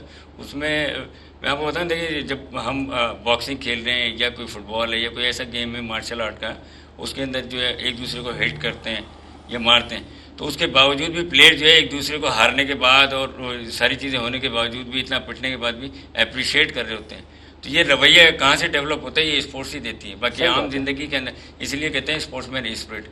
कभी आपने ये नहीं सुना होगा कि पॉलिटिशियन स्पिरिट या कोई और स्पिरिट, स्पोर्ट्समैन स्पिरिट यही होती है। कंडीशन पे भी हमें स्पोर्ट्स ही लाता है, अदरवाइज तो अगला बंदा कहेगा कि भाई हम कहेंगे कि हम। हाँ बिल्कुल, देखे ना, बर्दाश्त करना, जो सेब का कहा साइन है कि जो एक दूसरे को सब्र नहीं होता, बर्दाश्त नहीं कर पाते हैं। तो स्पोर्ट्स की अगर फिजिकल एजुकेशन की आप डेफिनेशन में जाएंगे तो उसमें ये सारी चीज़ें आती हैं कि आप जो वो the sum of total physical, mental, emotional, social, behavioural and spiritual coordination development is called physical education. उसमें मस्कुलर कोऑर्डिनेशन भी है, वो सारा माइंड से उससे रिलेट करती है हमारी बॉडी जो है। तो ये सारी चीज़ें हैं, और मैं सुन रहा हूँ डॉक्टर साहब को भी बड़ा अच्छा है, डॉक्टर साहब जो बता रहे हैं, मोटिवेशनल स्पीकर बि आहिनि सर, जॾहिं नौजवाननि जे विच में ॻाल्हाईंदा आहिनि त पोइ माना असां सभु ईअं वात पटे वेठा हूंदा आहियूं ऐं चाहींदा आहियूं सर ॻाल्हाईंदा असां ॿुधूं सिखंदा रहूं। सर डिसफंक्शनल फैमिलीज़ जे हवाले सां ॻाल्हि ॿोल करणु चाहींदसि। असां ॾिसूं था त हर को लातालुकी घरनि में आहे। धीउ अचे थी माउ सां ॻाल्हि नथी करे, माउ जो मसइलो आहे उहा धीउ सां नथी ॻाल्हि करे सघे, अहिड़ो माहौल तयारु थी वेंदो आहे घरनि जे अंदरि। छा रीज़न आहे? कीअं उन पंहिंजी रीतूं रस्मूं उहो पंहिंजो त समाज हुयो सिंधी जंहिंमें माण्हू गॾिजी रहंदा हुया, हाणे घर में बि हर को अलॻि अलॻि। ॾिसो इन जे पोयां जेकॾहिं हिकिड़ो सिंपल वर्ड इस्तेमालु कजे जेको हिकिड़ी रेस हली आहे न अर्बनाइज़ेशन जी। जी जी असां जॾहिं सोशोलॉजी पढ़ी हुई, साइकेट्री में असांखे सोशोलॉजी पढ़ाईंदा आहिनि, त उन में असांखे अर्बनाइज़ेशन या जेको आहे न सो फैमिली सिस्टम कन्फ्लिक्ट खां वठी असांखे सोशल स्ट्रेटिफिकेशन पढ़ाई वेंदी। जेको अर्बनाइज़ेशन जा डिसएडवांटेजिस आहिनि उहे इहे आहिनि, उहे आइसोलेटेड फैमिलीज़ हूंदियूं आहिनि, उहे न्यूक्लियर फैमिलीज़ हूंदियूं आहिनि। छो त असां ॾिसो तव्हां शहरनि में ॼावा निपना अज़मत ऐं असां ॿारहड़ियुनि जा निकितल ॿार आहियूं, ठीकु आहे। असां जॉइंट फैमिली सिस्टम में ॾाॾो बि हूंदो, ॾाॾी बि हूंदी, चाचा बि हूंदा, मामा बि हूंदा, पुफियूं बि हूंदियूं, हिकिड़ो वेड़ो आहे। ऐं अॼुकल्ह उहो वेड़ो वीरान थी वियो आहे। जॾहिं वेड़ा वीरान थींदा आहिनि न त पोइ डिसफंक्शन फैमिलीज़ डेवलप थींदियूं आहिनि। ॿियो असां हिकिड़ी रेस में अची आहियूं, असां कम्युनिकेशन गैप में अची आहियूं, असां जेको आहे न सो वर्बल कमांड्स खां ॿाहिरि निकिरी आहियूं। जीअं मूंखे चाचो मामो जेको घर जो वॾो हूंदो उहो घर जा वॾा मरी विया आहिनि। पोड़ियूं जेके असांखे फोक विज़डम असांजो ख़तमु थी वियो आहे, जेको असांखे वॾो नुक़सानु ॾिनो आहे न उहो असांजो फोक विज़डम आहे। असां छा कयो आहे अर्बनाइज़ेशन जे चकर में, हाणे ॾिसो तव्हां ॻोठनि में हलिया वञो न, अॻे असांखे ईअं त असां ज़मीनदार आहियूं, असांजे पाड़े में अची केरु वेंदो त एकड़ एकड़ ॾेई छॾींदा, बाबा हिन में तव्हां वेड़ो ठाहे वेही रहो। बिल्कुलु सही आहे। हिते असां वटि हाणे असां वटि उते जेको आहे न सो इंचनि ते झेड़ो थींदो आहे। बिल्कुलु ठीकु आहे। ऐं उन सां हाणे अचूं त डिसफंक्शनल फैमिली ते। डिसफंक्शनल फैमिली जे पोयां जेको रीज़न आहे न उहो आहे जेको आहे सो सिविक एजुकेशन जो। जेका असांजी शहरी एजुकेशन आहे या जेको एजुकेशन सिस्टम आहे उन जे अंदरि असांखे रटाफिकेशन खां वठी असांखे हिकिड़ो मुद्दे खाज सिलेबस पढ़ायो पियो वञे। अचोड़े ॿारो असां पढ़ियो न, तव्हां त कोन पढ़ियो। अचोड़े ॿारो रांदि जो वारो, अक जूं काठियूं, निम जा पावा, ठीकु आहे। पर शहरनि जी ॻाल्हि था करियूं। अॼुकल्ह शहरनि जो इहो आहे त जीअं मेरान टीवी सभ खां पहिरीं कयो त बाबा शहरनि जा जेके प्राइवेट स्कूल आहिनि उते सिंधी पढ़ायो। असांजो ॿार, असांजा मुंहिंजा पंहिंजा ॿार आहिनि हुनखे चइबो 39, चवंदो बाबा वट इज़ 39, 49 वट इज़ 49। त ॾिसो हाणे हिते अचे थो हिकिड़ो मीन्स ऑफ इकोनॉमिक्स घटिजी विया आहिनि। मीन्स ऑफ इकोनॉमिक्स सर हितां खां ई कंटिन्यू कंदासीं। माफ़ कयो मां इंटरप्ट करियां बि, असां न्यूज़ ब्रेक जी तरफ़ अॻियां वधंदासीं ऐं वरी पोइ अज़मत खां न्यूज़ ॿुधंदासीं ज़रूरु। बिल्कुलु नंढो ब्रेक आहे नाज़रीन, जल्दी सां वरी वापसि अचूं था, कंटिन्यू कयूं था आवाज़ पंहिंजे प्रोग्राम।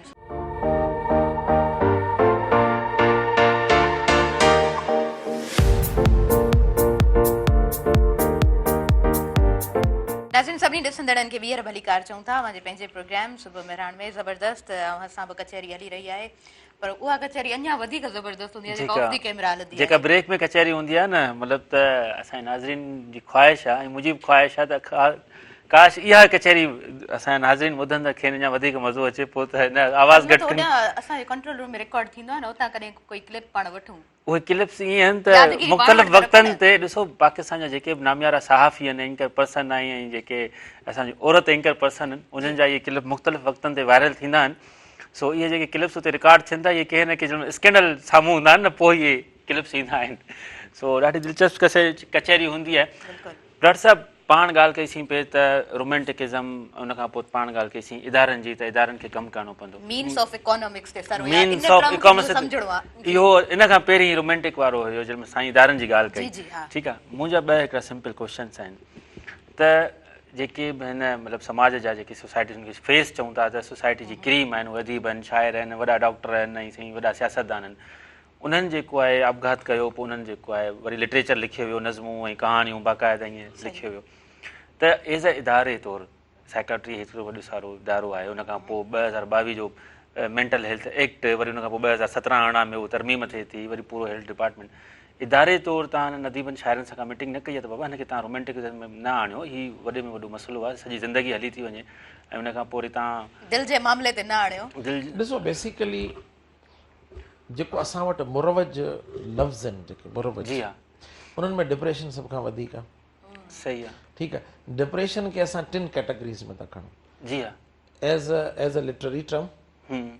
माना इकनॉमी हुजे, ॿिया हुजनि, इश्क हुजनि, ही हुजनि, हू सही। हुजनि। पोइ वरी एज़ अ सिम्पटम, अलामत, ऐं एज़ अ सिंड्रोम। सही।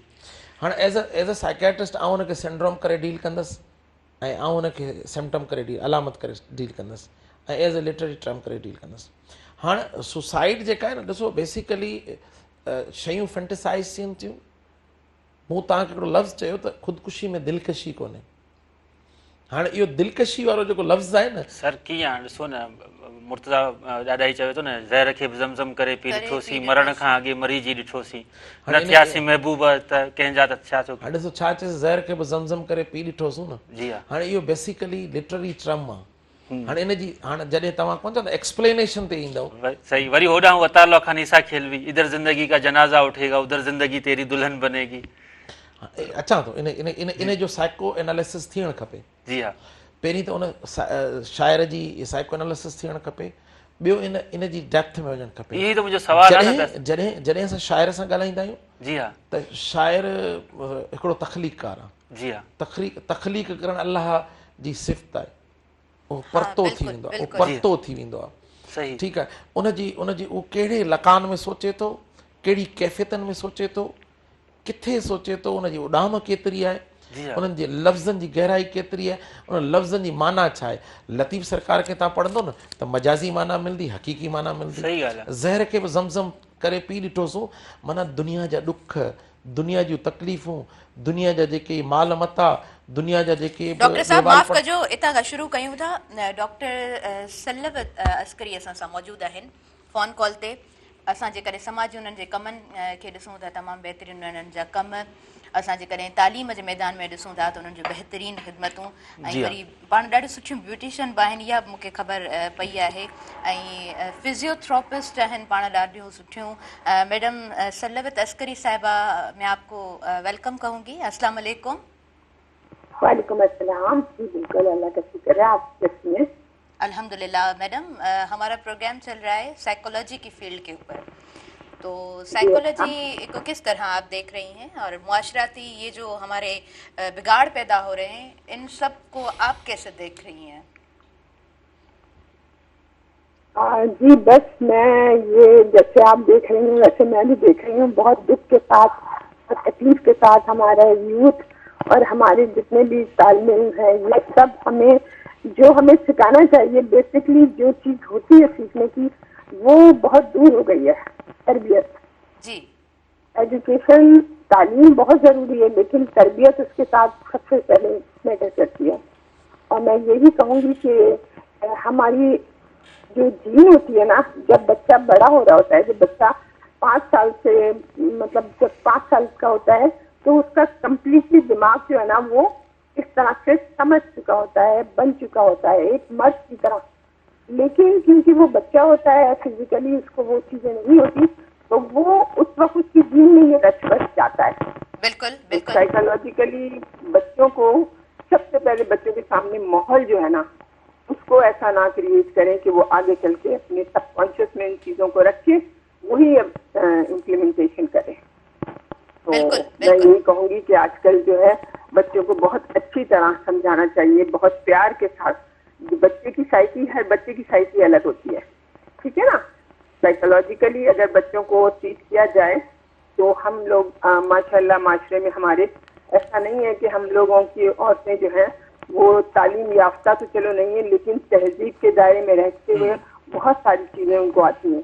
हमारी जो सिंध की है, हमारी सकाफत देखें आप, सिंध क्या, बलूचिस्तान, पंजाब, सब जगह औरतें ही पूरा घर चलाती हैं, पूरे खानदान को चलाती हैं।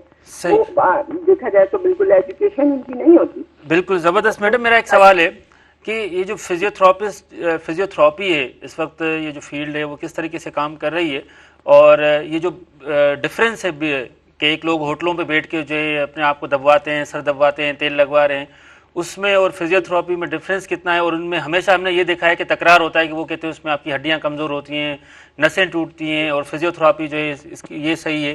तो प्लीज़ इसमें जो तकरार है उसके भी आप ऊपर बात करें, और दूसरा ये बताएं कि उनमें डिफरेंस क्या है और किस तरीके से जो है वो कारामद हो सकता है, और उसमें हमारे नुकसानात क्या हैं जो अनएजुकेटेड लोग बैठ के बाहर तख्त के ऊपर, होटलों के ऊपर जो है फुटपाथ के ऊपर बैठ के मालिश कर रहे होते हैं। जी बिल्कुल, ये बात आपने बहुत अच्छे आपने देना चाह रहे हैं लोगों को। तो देखिए, बेसिकली मैं एक डाइटिशियन हूँ जी हाँ, और उसके अलावा मैं एक ऑक्यूवाइब्रोथेरेपिस्ट हूँ, लाइक फिजिकल थेरेपी। ग्रेट। ठीक है, तो लेकिन ये चाइनीज, बहुत पुरानी चाइनीज एंशिएंट जी हाँ, मेडिकल सिस्टम है चाइना का, जिससे मैंने ये डिस्कवरी करी है।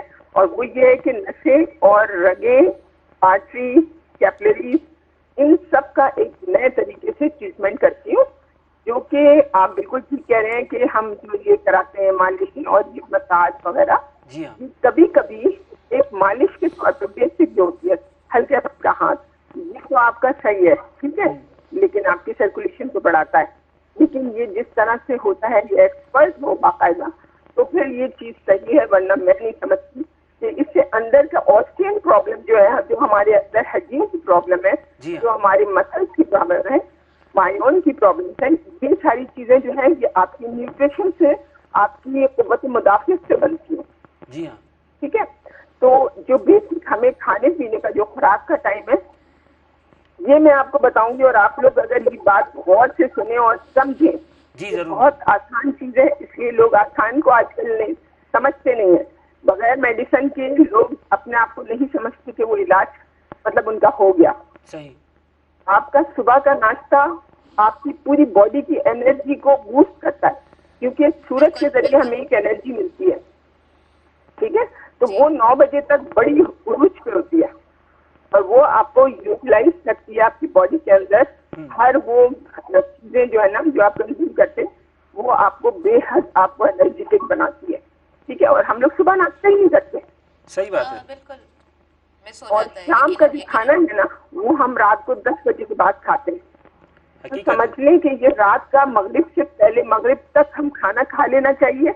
हमें दुनिया की कोई मसाज, कोई थेरेपी, कोई दवाई, कोई चीज लेने की जरूरत नहीं है। सही सही मैडम, मतलब हमें अपनी रूटीन पे फोकस्ड रहना है। मैडम एक छोटा सा सवाल है मेरा, मुझे मालूम पड़ा हमारे कंट्रोल रूम में खालिद जाकिरानी साहब बैठे हुए हैं, सर ने शेयर किया कि आप बच्चों के साथ पूरी की पूरी फैमिली टाइम स्पेंड करती है, उनको फैसिलिटेट करती है, सपोर्ट करती है, एजुकेशन सिस्टम आप चाहते हैं कि अच्छा हो, बच्चों की तरबियत तालीम अच्छी हो।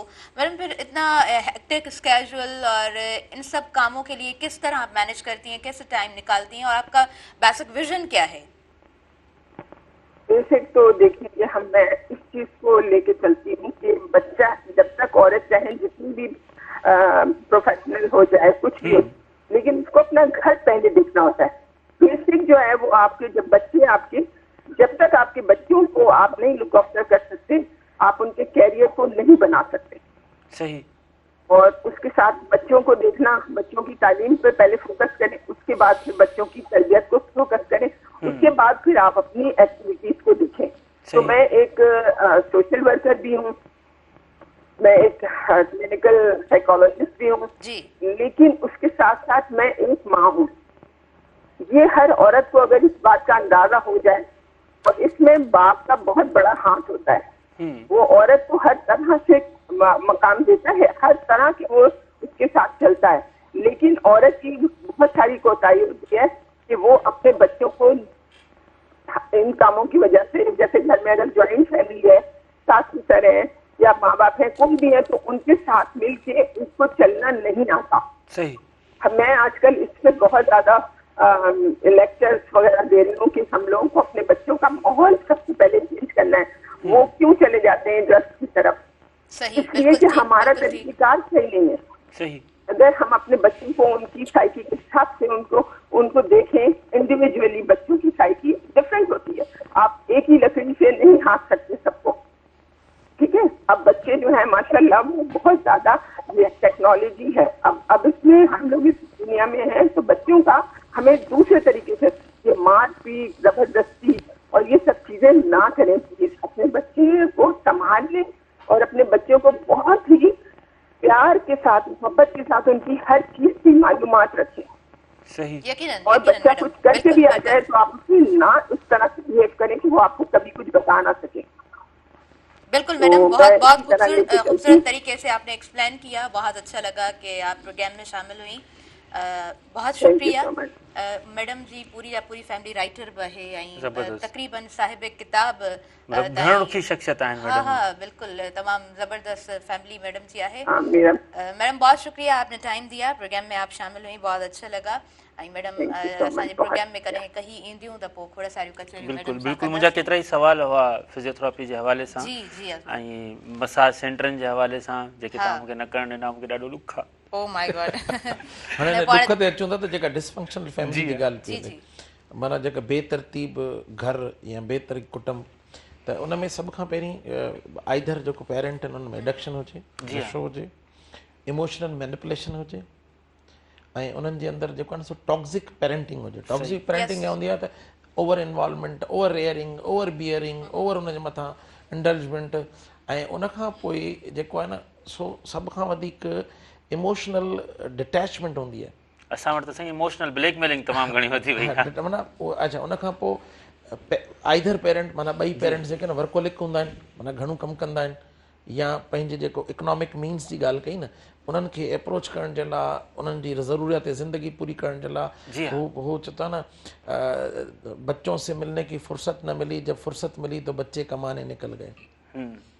वाह। ठीकु आहे, त हिकिड़ो दौरु हूंदो आहे जंहिंमें असांखे ॿारनि खे, जीअं मैडम ॻाल्हायो पियो ॾिसो बहितरीनु ॻाल्हायोसि पे, पर इन सॼे जे पोयां हिकिड़ो वेब आहे, जी मनारो कोन चवंदा आहिनि, जे उन अंदरि नंढा नंढा पॉकेट्स ठहियल हूंदा आहिनि, त जेको फैमिली स्ट्रक्चर आहे न उहो हिकिड़े वेब वांगुरु आहे, ॼार वांगुरु आहे, मनारे वांगुरु आहे। ज़बरदस्त। त जेकॾहिं उन जे अंदरि तव्हां मुख़्तलिफ़ खाना न रखंदव, माखी जो मनारो ॾिठो हूंदव जी तव्हां, हाँ। कोरिएड़े जो ॼार ॾिठो हूंदो, त जेसि ताईं घण पासाए तरीक़े सां तव्हां ॿार जी परवरिश न कंदो, उनजे जिस्मानी सिहत, ज़हनी सिहत, समाजी सिहत, उनजी तरबियत, उनजी अख़लाक़ी तरबियत, उनजी मज़हबी तरबियत, जंहिं बि मज़हब सां तव्हांजो वास्तो आहे, उहो ज़रूरी न आहे त पोइ असां स्टैम्प लॻायूं की हिकिड़े मज़हब जो, उहा जेका तरबियत आहे। अच्छा, पोइ डिसफंक्शनल फैमिलीज़, ही जेके क्राइसिस असां वटि थियनि पिया, चोरियूं, फुरूं, दाड़ा, बदमाशियूं, गुंडागर्दियूं, ऐं ही जेको रवैयनि जे अंदरि बिगाड़, रिक्शा जेकॾहिं अॻियां वियो, हारुनि जी दॿ लॻी पई आहे, या को गाॾी अॻियां वई, माना हिकिड़ी रेस अजीब आहे, उन में जेको एग्रेशन आहे, उहो एग्रेशन सॼो जेको आहे न सो बाय प्रोडक्ट आहे डिसफंक्शनल फैमिली जी।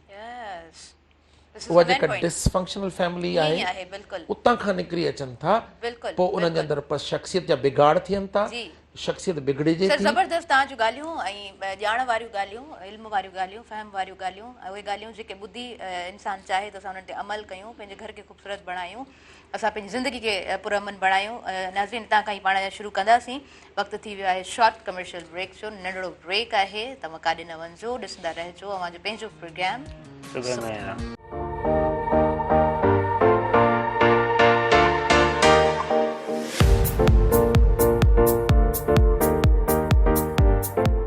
नाज़रीन, सभिनी ॾिसंदड़नि खे भली कार चऊं तव्हांजे पंहिंजे प्रोग्राम सुबुह मेहरान में। ज़बरदस्त प्रोग्राम, ज़बरदस्त कचहरी, ऐं उहा कचहरी माना हिकिड़ी फील्ड में इंट्रस्ट हुजे न, पोइ माण्हू चाहींदो आहे अञा बि पुछिजे, अञा बि पुछिजे, अञा बि माना उहा खोज वारो जेको हूंदो आहे न, ॼाण वारो, ऐं माण्हू पियो चाहींदो त बाबा असांखे ख़बर पए, असांखे ख़बर पवे, त हिन प्रोग्राम में ईअं ई कुझु थी रहियो हूंदो आहे। एस एम नदीम साहिबु मौजूदु आहिनि ऐं स्पोर्ट्स जे हवाले सां उन्हनि सां ॻाल्हि ॿोल हली रही आहे। सर, जॾहिं तव्हां काउंसलर जी ॻाल्हि कयो था त हिकिड़ो काउंसलर बि हुजणु खपे, केतिरो ज़रूरी हूंदो आहे, इन बाबति त पाण ॻाल्हायो ई आहे असांजे प्रोग्राम में, पर अॼु सर्जन मौजूदु आहिनि, मां चाहींदसि त तव्हां थोरो ऐड कंदा हलो त केतिरो ज़रूरी हूंदो आहे असां वटि स्कूल में काउंसलर हुजे, ऐं असांजे स्पोर्ट्स जे मैदान में जिते तव्हां ॿार खे छॾियो था उते काउंसलर हुजे। देखिए, बिल्कुल ये भी एक लाइफ में जो है बच्चों को आगे बढ़ने के लिए काउंसलर की बहुत ज़्यादा ज़रूरत है। देखिए, वालदा जो होती है ना, वो भी एक काउंसलर होती है घर के अंदर, और जो फादर है वो भी काउंसलर है, जो उसका माहौल है वो भी उसकी काउंसलिंग करता है, उसको सिखाता है। तो जो स्कूल के अंदर या कॉलेज में जो मौजूद होते हैं, स्पेशली जो कॉलेज लाइफ है उसके अंदर बहुत ज़्यादा ज़रूरी है। उन्होंने बच्चों ने जाके वो कॉलेज की लाइफ एक ऐसा मकसद वो के लिए टाइम ड्यूरेशन है जिसे जाके वो प्रोफेशनल लाइफ का जो वो डिसाइड करते हैं, क्या डॉक्टर बनना है, इंजीनियर बनना है, प्रोफेसर बनना है, क्या बनना है, तो वहाँ पे काउंसलर की बहुत ज़्यादा ज़रूरत होती है उसको, बच्चे को सही तरह गाइड करने के लिए, उसके कैरियर को बनाने के लिए, तो वहाँ पर कहलाते हैं कैरियर काउंसलर। और ज़्यादातर अमूमन जो होते हैं, मैंने तो प्राइवेट इदारों में देखे, हमारे गवर्नमेंट की सतह पर है नहीं, तो वो जो कैरियर बच्चों का है वो बनाने के लिए उनको बहुत ज़्यादा ज़रूरी है, क्योंकि देखिए हर बच्चे के अंदर, हर इंसान के अंदर कोई ना कोई टैलेंट मौजूद होता है। उसको आइडेंटिफाई करने के लिए कौन होता है, या तो उसके घर वाले होते हैं, या फिर जो ये हमारे जो काउंसलिंग करते हैं लोग, उनसे निकालते हैं। डॉक्टर साहब ने बताया कि हम अगर किसी पेशेंट को देखते हैं 15-20 मिनट उनसे बात करते हैं तो पता लगे कि वो अंदर रूम में क्या है। तो ऐसे जो कैरियर काउंसलर होता है वो बच्चों से इन्फॉर्मेशन लेता है कि आपका इंटरेस्ट क्या है, किस फील्ड में जाना चाहते हैं, क्या बनना चाहते हैं, फ्यूचर प्लान क्या है, आपके टारगेट्स क्या हैं, ये सारी चीज़ें देखकर फिर जो वो बच्चों को गाइड करते हैं कि भाई आप जो है बिल्कुल। डॉक्टर साहब काउंसलिंग जी ॻाल्हि हले पई, मां हिन सां ई कनेक्शन जेकॾहिं खे जोड़िया त पाण मुख़्तलिफ़ मसइलनि ते बि ॻाल्हायोसीं, सोसाइटी जे इकनॉमिक ते, कोविड ते, हर शइ ते पाण ॻाल्हायोसीं, नौजवाननि जे इशूज़ ते बि ॻाल्हायोसीं, माउ पीउ जे किरदार ते बि ॻाल्हायोसीं।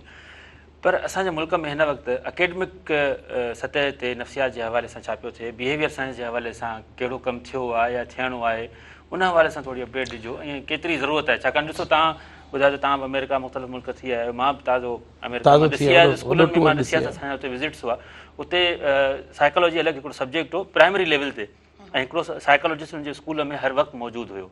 ठीकु आहे, त असां वटि हिन मुल्क में ख़ासि करे पाण जेकॾहिं सिंध जी ॻाल्हि कयूं, जिते मतिलबु साइकोलॉजी के हवाले सां, नफ़्सियात जे हवाले सां उहो रेड ज़ोन जेके पाण मुख़्तलिफ़ ज़िलनि खे करार ॾियूं था, त असां कहिड़ो कमु कयो आहे, ऐं हेॾी सारी मेंटल हेल्थ अथॉरिटी आहे उहा छा पई करे? ठीकु आहे, बेसिकली ऐं स्पीड सां ॻाल्हाईंदुसि। पहिरीं हिकिड़ो काउंसलिंग जे हवाले सां हिकिड़ी क्लियर करे वठां। काउंसलर या काउंसलिंग जेको लफ़्ज़ आहे उनजी माना इहा हूंदी आहे त तव्हांजे अंदरि जेके सलाहियतूं आहिनि न उन्हनि खे इस्तेमालु कजे। जेकॾहिं न कंदसि न त पोइ तव्हां डिपेंडेंट थी वेंदो, माना तव्हां जेको आहे सो डिपेंडेंट थी वेंदो। उन करे काउंसलर ऐं काउंसलिंग करण वारे खे सभ खां पहिरीं छा करिणो आहे त तव्हां जूं सलाहियतूं इस्तेमालु करे तव्हां ते तव्हांजे अंदरां खोज करणी आहे, पंहिंजी का राय न आहे ॾियणी। हिकिड़ो त क्लियर थी वियो। बहितरीनु सुवालु त जेको आहे सो मेंटल हेल्थ अथॉरिटी या सिंध मेंटल हेल्थ अथॉरिटी, ऐं असां वटि अलमियो इहो आहे त इदारनि जी खोट आहे। असां वटि सरकावस जी इंस्टीट्यूट आहे, उते हींअर जेको सिंध गवर्नमेंट जो हिकिड़ो साइकेट्रिस्ट अथव, ॿियो एकेडमी आहे, प्रोफेसर्स आहिनि, असांजी जेका फैकल्टी आहे उते साइकेट्रिस्ट असां वटि 8-10 आहिनि। ठीकु आहे, ॿियो असांजो मुंहिंजी पहिरीं तव्हांखे चयो त ॿारहड़ी जो ॿारु पढ़ी जॾहिं शहर अचे थो त वापसि वञण जी नथो करे। सही ॻाल्हि आहे। ठीकु आहे, त जेके असांजा खोड़ सारा ज़िला आहिनि जेके साइकेट्रिस्ट खां सवाइ आहिनि। दादू सॼो ख़ाली पियो आहे न, काछे खां मरीज़ निकिरे थो 8 कलाकनि में हिते पहुचे थो। सही, ठीकु आहे, भई मिपखास में वेठो आहे, मिठी में वेठो आहे, नवाबशाह में वेठो आहे, हैदराबाद में, कराची में वेठो आहे।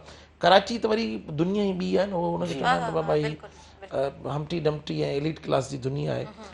उते जो ग़रीब असांखे ग़रीब नज़र कोन ईंदो आहे। जेको असांजो ॿारहड़ी जो माण्हू आहे, जेको रवैयनि जे, जेको खुराक जी, जेको हालतुनि जी, जेको पाणी जी, इन समूरनि शयुनि जी अणाट जे करे जो चौ पासाऊं चौखंबो मुब्तला लॻो पियो आहे। सही, ज़हर खे ज़मज़म करे पीए पियो वीचारो। सही, हक़ीक़त आहे। त पोइ हाणे असांखे पॉलिसी मेकिंग ते वञिणो आहे। एकेडमी में ॾाढो नो डाउट तमामु वॾो कमु थिए पियो। असां वटि साइकेट्री में चाइल्ड साइकेट्री हले पई, एडिक्शन साइकेट्री हले पई, ऐं तव्हां बि हुनजा गवाह आहियो। तव्हां बि जॾहिं मेंटल हेल्थ डे थींदो आहे तॾहिं सभ खां वधीक फीचर तव्हांजा हूंदा आहिनि। त हिते तमामु सुठी टीम आहे, कराची में तमामु सुठी टीम आहे।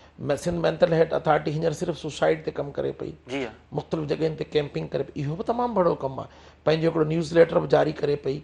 उनखां पोइ मुंहिंजी जेका राय आहे, हर इदारो पंहिंजो न्यूज़ लेटर जारी करे, जीअं फैकल्टी ऑफ साइकेट्री आहे उहो करे, नवाबशाह करे, कराची करे, उन में मुख़्तलिफ़ मौज़ूअनि ते ॻाल्हि थिए, ओपन डिबेट्स थियनि, डिस्कशन्स थियनि। मुंहिंजो जेको कमु आहे हींअर त उहो चवण जो त आउं स्कूल साइकेट्री ते वधीक कमु करियां। मुख़्तलिफ़ यूनिवर्सिटीज़ में मुख़्तलिफ़ जॻहियुनि ते हिकिड़े ॿ दफ़ा ताहिरा बि गॾु हुई त असां हैदराबाद जा जेके बि स्कूल आहिनि उते असां चाइल्ड साइकेट्री ते प्रोग्राम कया आहिनि, या ॿारनि जा, या पेरेंटिंग ते। मुंहिंजो जेको हींअर कमु आहे उहो आहे पेरेंटिंग ते, त जेको आहे सो पेरेंटिंग कीअं कजे, परवरिश कीअं कजे। त असांखे लार्ज स्केल में कमु करिणो पवंदो, तमामु घणी महिनत करणी पवंदी, घणा साइकेट्रिस्ट पैदा करणा पवंदा, डिग्रियूं भले मेरिट ते ॾियो पर उन्हनि जी ट्रेनिंग एतिरी सुठी। असां वटि हिते तमामु बहितरीनु FCPS MD जी ट्रेनिंग ॾाढी सुठी पई थिए, MCPS ऐं DPM जी ॾाढी सुठी पई थिए। हिन ई इदारे मां 70 खां वधीक साइकेट्रिस्ट सिंध गवर्नमेंट खे मिलिया आहिनि। ज़बरदस्त। इहो सर्क आवासी इंस्टीट्यूट साइकेट्री मां ऐं उन मां असांखे ख़ुशी इहा आहे त जेको चेयरमैन आहे असांजो हींअर जो उहो हिते जी पैदावार आहे, माना हितां ई पढ़ी थियो आहे, डॉक्टर जमील जोणे जो आहे, या 4 5 6 ॿिया जेके नौजवान आहिनि उहे सफ़ा यंग ब्लड आहिनि ऐं उहे तमामु घणो कमु कनि पिया, मुख़्तलिफ़ शहरनि में वञनि पिया, सर्विस हाणे हींअर असां ॾियूं पिया सर्विसिस, पॉलिसी मेकिंग ते कोन पियो थिए। सही। मूं जेको पब्लिक हेल्थ खे जॉइन कयो आहे न, उहो जॉइन करण जो जेको मुंहिंजो बेसिक एम आहे त अॻियां हली हिन ते PhD कजे, पॉलिसी मेकिंग ते वञिजे, छो त साइकेट्री ऐं पब्लिक हेल्थ गॾु गॾु हलंदियूं, छो त सोशल चेंज बिहेवियरल चेंज जेसि ताईं लोकल लेवल ते न वेंदी, हेठीं लेवल ते न वेंदी, प्राइमरी लेवल ते न वेंदी, छो त मुंहिंजो जेको एम आहे उहो इहो आहे त पॉलिसी मेकिंग ते PhD, पाकिस्तान में 4 माण्हू आहिनि जेके पॉलिसी मेकिंग ते जेको आहे सो PhD करे वेठा आहिनि पब्लिक हेल्थ में, ऐं दुनिया जी इमर्जिंग फील्ड अथव हींअर, इन में तव्हांजी कम्युनिकेबल डिज़ीज़ अचनि थियूं, नॉन कम्युनिकेबल डिज़ीज़ अचनि थियूं, प्रिवेंशन अचनि था, तव्हांजो रहण सहण अचे थो, तव्हांजो उथणु वेहणु अचे थो, तव्हांजो माहौल अचे थो, जीअं साईं ॿुधाई ॻाल्हि, ऐं तव्हांजी जेका आहिनि सो हेल्थ सिस्टम अचे थो, त इन सॼे खे असां उन खां पोइ स्टडीज़ अचनि थियूं, टाइप ऑफ स्टडीज़ अचनि थियूं, एपिडेमोलॉजी अचे थी, त इहे समूरियूं शयूं जेके आहिनि सो समाज सां लाॻापियल आहिनि, समाज जी ज़रूरत आहिनि। असां जॾहिं नफ़्सियात में वेंदासीं त डिप्रेशन खे असांखे ॾिसणो आहे न, त वरी बि असांखे रिसर्च ते वञिणो पवंदो। सही ॻाल्हि, हक़ीक़त आहे। असांखे हींअर पॉलिसी मेकिंग में चेंजिस आणणियूं पवंदियूं, हेल्थ सिस्टम खे इंटायरली चेंज करणो पवंदो, सर्विसिस त ॾियूं पिया, पर जेके तुज़ सर्विसिस आहिनि, जेके बहितरीनु सर्विसिस आहिनि, जेके डोर स्टेप ते सर्विसिस आहिनि, उन में कम्युनिकेशन सभिनि खां वधीक आहे, अवेयरनेस ऐं एडवोकेसी सभ खां वधीक आहे। एडक्शन पुलिस पंहिंजो कमु करे, नार्कोटिक्स पंहिंजो कमु करे, फलाणो पंहिंजो कमु करे, 1400 सालनि खां हयाल फलाह ऐं हयाल सलाह जी जेका आहिनि सो जेको आहे सो नगारो वॼे पियो, अज़ान में अचे पियो, उते अॼु ॾींहुं ताईं माण्हुनि जी इस्लाह छो न थी सघी आहे? इन जे पोयां बि रीज़न आहिनि, उन्हनि जी बि जेका आहिनि एनालिसिस छेद थियणु खपनि, उन्हनि जी बि उपतार थियणु खपे, उन ते बि ॻाल्हाइणु खपे। नफ़्सियाती असां चवंदा आहियूं, आउं अक्सर चवंदो आहियां त जेकॾहिं तव्हांखे का बि ॼाण खे माण्हुनि ताईं पहुचाइणी त 3 माण्हुनि ताईं पहुचो, उस्ताद ताईं पहुचो, माउ ताईं पहुचो ऐं मज़हबी पेशवा ताईं पहुचो।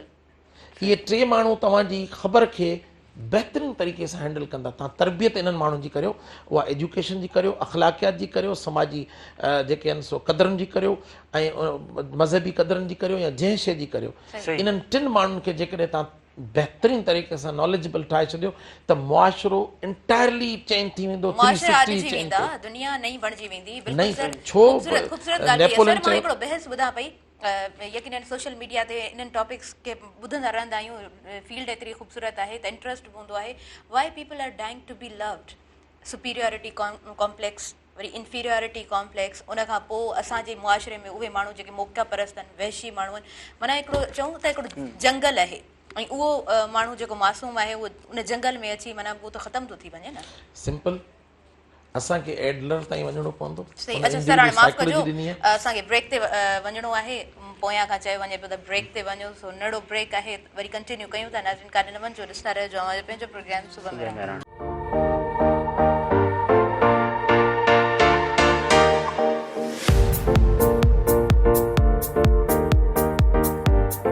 नाज़रीन सभिनी ॾिसंदड़नि खे भलीकार चऊं था मुंहिंजे पंहिंजे प्रोग्राम सुबुह मेहरान में, ऐं असां बिल्कुलु असांखे चुप रहणो आहे, असां बिल्कुलु बि टाइम कोन था वठूं, ऐं सर खे टाइम था ॾियूं। Sir please. ॻाल्हि हली पई इंफिनिटी खां ऐं सुपीरियोरिटी कॉम्प्लेक्स जी, ॻाल्हि हली पई कॉम्प्लेक्सिस जी। एडलर खां शुरू थियासीं, एडलर ते ख़तमु थींदासीं। Superiority complex healthy, superiority complex unhealthy, माना बीमार। Infinity complex healthy, infinity complex unhealthy. मिसाल जे तौर ते हेलेन केलर खे वठूं था, उन पंहिंजे इंफिनिटी कॉम्प्लेक्स खे हेल्दी करे, पॉज़िटिव करे हुन करे ॾेखारियो।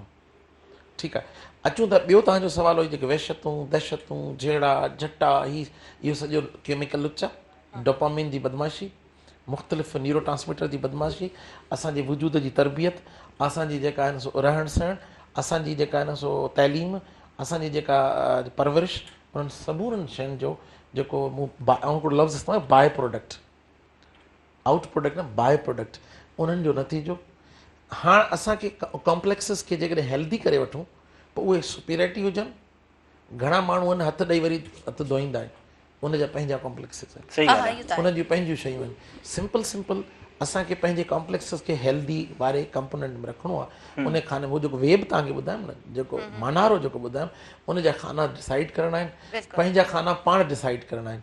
त असांखे पंहिंजे कॉम्प्लेक्सिस खे ॼाण ठहाक ॼाण वॾी खाण आहे, जेतिरा मोदी मेरे सुठो था मिले, जेतिरी तालीम करे सघो था करियो, जिते पंहिंजे जेको इल्म खे ॾाप खे सोच खे सम्झ खे फ़िक्र खे इन्हनि समूरनि खे गॾु करे सघो था, यकजा करे सघो, पर उन समूरनि शयुनि खे इंसान जी भलाई लाइ इस्तेमालु करियो। पोइ उन में तव्हांजी कॉम्प्लेक्स हुजे, तव्हांजो इंफेरिटी भले हुजे। असां ॿाराड़ी मां ईंदासीं, ग्रामर असांजो सुठो हूंदो, पर हिते वारा बीकन वारा हीअं वात खे टेड़े मरोड़े ॻाल्हाईंदा त पोइ आऊं अज़मत पिया लाराईंदा हुआसीं। हाणे असां वरी मुक़ाबिलो करे हिननि सां कुलो कुले में मिलाए बीह रहिया आहियूं। त चवण जो मक़सदु असां पंहिंजे इंफेरिटी कॉम्प्लेक्स खे पॉज़िटिव वरितो, असां उनखे एडॉप्ट कयो, अख़्तियार कबो शयुनि खे, पंहिंजे अंदरि जज़ब कबो, पंहिंजे अंदरां उन्हनि खे वरी नए सिर जेको आहे न सो जेको आहे न सो उनखे चॿाड़े अंदरि जज़ब करे वरी नई का प्रोडक्ट ॾिबी। उहा प्रोडक्ट हकारी हुजे, उहा समाज जे कम जी हुजे, नंढे नंढे कंपोनेंट खां वठी वॾे लार्जर स्केल ताईं कम जी हुजे, त उहे कॉम्प्लेक्सिस हकारी थी वेंदा ऐं काराइता थी वेंदा। ज़बरदस्त ज़बरदस्त। सर हिकिड़ो मुंहिंजो सिंपल सुवालु आहे, भले ताहिराए चवण मुख़्तसर जवाबु ॾिजो। पाण कॉम्प्लेक्सिस जी ॻाल्हि कईसीं पे, त हीउ जेको पाण ॿिए खे चई छॾींदो भई वहमी आहे ऐं वहम जो कोई इलाजु कोन्हे को, इहो वहम जो इलाजु कीअं मिलंदो ऐं हर घर में हाणे त ॾिठो वञे थो भाई इहो वहमी अथव, इनखे छॾे ॾियोसि। ॾिसो छो इहो सिंपल मां ॿुधायो तव्हांखे, न्यूरो ट्रांसमीटर उहे तव्हांजा ख़ुशियूं, उहे तव्हांजे अंदरि सज़ा जज़ा, उहे तव्हांजे अंदरि ॾुख गम, उहे तव्हांजे अंदरि इहे समूरियूं लकाऊं जेके आहिनि सो कंदा आहिनि। कुझु न्यूरो ट्रांसमीटर आहिनि जेकॾहिं उहे वधी वेंदा आहिनि त सोच जूं धाराऊं वधी वेंदियूं आहिनि, ऑब्सेशनल थी वेंदो माण्हू, सोच बार बार ईंदी, बार बार हिकिड़े टॉपिक ते सोचींदो ऐं लिमिट्स ठाहे छॾींदो, परफेक्शनिस्ट थी वेंदो ऐं जेको आहे न सो ऑर्गनाइज़ थी वेंदो ऐं ॿियनि माण्हुनि खां डिस्टेंट थी वेंदो, पंहिंजियूं शयूं ॿियनि खे इस्तेमालु कोन करणु ॾींदो। पोइ हुनखे असां वहमी चऊं था।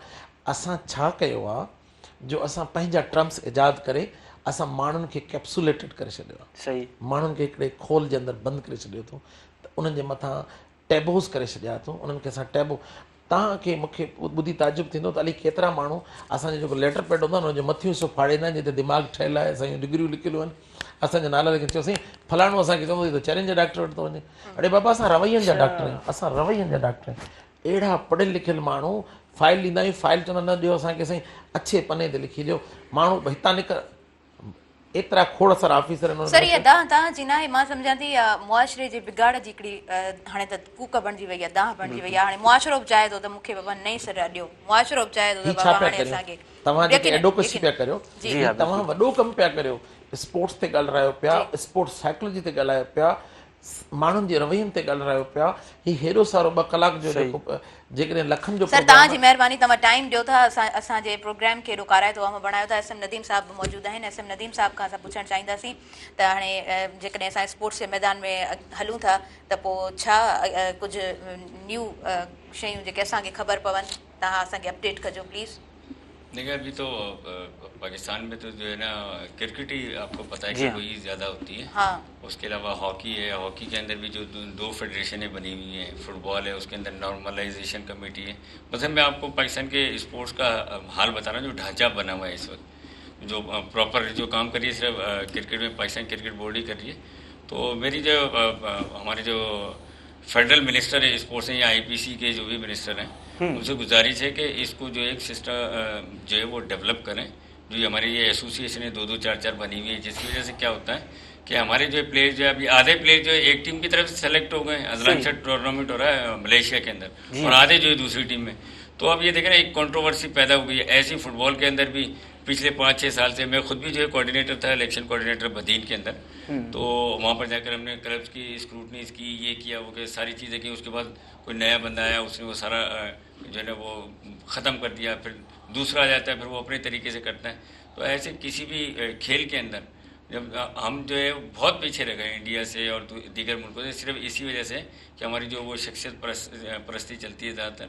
कोई एक शख्स आता है, वो कभी क्रिकेट पे काफी साइकोलॉजिकल प्रॉब्लम ईगो भी है, फिर वो सुपीरियरिटी कॉम्प्लेक्स ये भी होता है कि बस मैं ही हूँ, जो इंसान के अंदर ये रहती है ना मैं, तो फिर समझ ले वो जवाल की तरफ जाता है। तो ऐसे ही जो हमारे स्पोर्ट्स का भी बहुत बुरा हाल है। यकीन करें कि जो है ना वो क्रिकेट में पैसा मिल जाता है, बाकी फुटबॉलर पिछले दिनों सुना हॉकी वालों को टीए डीए नहीं मिला है, वो परेशान थे बेचारे। सही बात है। जो लोग पाकिस्तान को सर्विसेज दे रहे हैं और मकसद सुपरस्टार यही कहलाते हैं ना, स्टार हमारे यही हैं। दुनिया के अंदर सबसे महंगे लोग वो हैं जो फिजिकली परफॉर्म करते हैं।